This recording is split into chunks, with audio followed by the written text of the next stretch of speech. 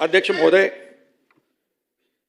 या सभागृहामध्ये सन्माननीय अर्जुन खोतकर आणि शंभूराज देसाई यांनी सातारा जिल्ह्यातली घटना जिल्हा परिषदेच्या निवडणुकीच्या अनुषंगाने या ठिकाणी जी आपल्यासमोर मांडलेली आहे त्याचा मी देखील साक्षीदार आहे.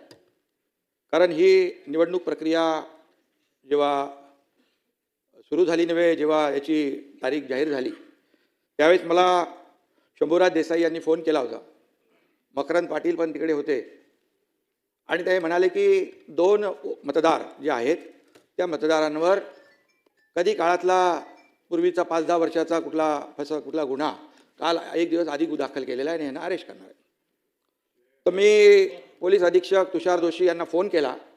मी म्हणालो काय प्रकार आहे? तर म्हणाले गुन्हा दाखल झालेला आहे, पण त्याच्यावर कारवाई आपण नंतर करू. मी त्यांना एकच सांगितलं की उद्या मतदान आहे, मतदानापासून कोणालाही वंचित ठेवता येत नाही.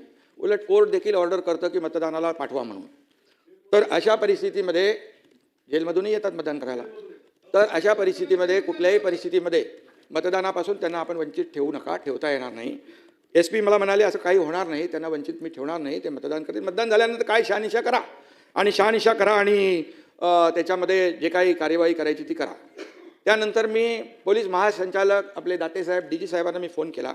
फोन केल्यानंतर मी त्यांना सांगितलं अशी घटना त्या ठिकाणी अशी निवडणूक आहे आणि मला थोडी शंका आहे की तिथले पोलीस अधीक्षक हे 2 मतदार जे आहेत, कारण बहुमत तिकडे या बाजूला होतं शंभूराज देसाई, मकरंद पाटील आणि या सगळ्यांकडे, आणि ही मतं कमी करण्यासाठी आणि त्या निवडणुकीमध्ये विजय मिळवण्यासाठी, पराभव करण्यासाठी या लोकांचा अशा प्रकारचा प्रकार होऊ शकतो. तर DGनी त्यांना फोन केला आणि DG मला म्हणाले, मी त्यांना फोन केला, मी तुषार जोशी यांच्याकडे खात्री देखील केली की मला DG साहेबांचा फोन आलेला आहे आणि मी कुठल्याही परिस्थितीमध्ये अशा प्रकारचं याला मतदानापासून आमचे लोक थांबवणार नाहीत. मी त्यांना सांगितलं तुमचे लोक तिकडे गेटवर थांबलेले आहेत अशी आमच्या लोकांनी माहिती दिलेली आहे. तर तुम्ही त्यांना सूचना द्या, इन्स्ट्रक्शन द्या की मतदान झाल्यानंतर तुम्हाला जी काही कार्यवाही करायची ती करू शकता तुम्ही, परंतु मतदानापासून वंचित ठेवणं हा गुन्हा आहे आणि मतदानापासून वंचित ठेवणं हा लोकशाहीचा खून आहे आणि लोकशाहीचा गळा घोटण्याचं काम बिलकुल करू नका, अशा प्रकारचं मी त्यांना सांगितलं.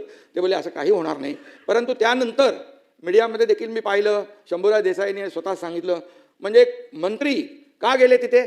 कारण त्यांना माहीत होतं तिथे त्यांना अडवतील म्हणून त्यांनी पण त्या आपल्या याच्या सीमा जी आहे बाहेर होते, त्या गेटच्या बाहेरपर्यंत त्यांना गेल्यानंतर मंत्री बघितले नाहीत, पदाधिकारी बघितले नाही, कोणी बघितले नाही, जसे आमदार बघितले नाही, असे आरोपीला असं पकडतात तसं पकडून घेऊन गेले.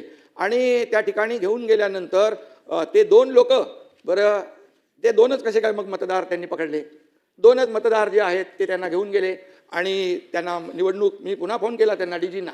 DG म्हणाले असं होणार नाही. मी बोला होणार काय नाही, निवडणूक पूर्णपणे पार पडते तिकडे, निवडणूक पार पडल्यानंतर तुम्ही त्यांना सोडून काय उपयोग आहे?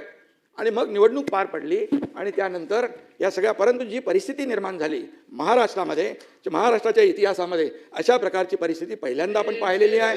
कारण कुठल्याही परिस्थितीमध्ये अशा प्रकारची परिस्थिती मतदानापासून वंचित ठेवणं हे आतापर्यंत इतिहासामध्ये पहिल्यांदा आहे. आणि त्यामुळे मला जे माहिती होतं ते, आणि मी त्यांना फोन केले होते म्हणून तुमच्या निदर्शनास मी आणू. अध्यक्ष महोदय, सन्माननीय उपमुख्यमंत्र्यांनी जी वस्तुस्थिती सांगितलेली आहे त्या वस्तुस्थितीच्या आधारावर या संपूर्ण प्रकरणाची योग्य ती चौकशी केली जाईल आणि चौकशीच्या मध्ये जे काही निष्पन्न होईल त्यानुसार त्याच्यावर कारवाई केली जाईल. ठीक. चला आता पुढे प्रश्न उत्तरे. प्रश्न क्रमांक 1. प्रश्न क्रमांक 32,098. अध्यक्ष महोदय, अध्यक्ष महोदय, वितरित केल्याप्रमाणे अध्यक्ष महोदय, हा जो काही प्रश्न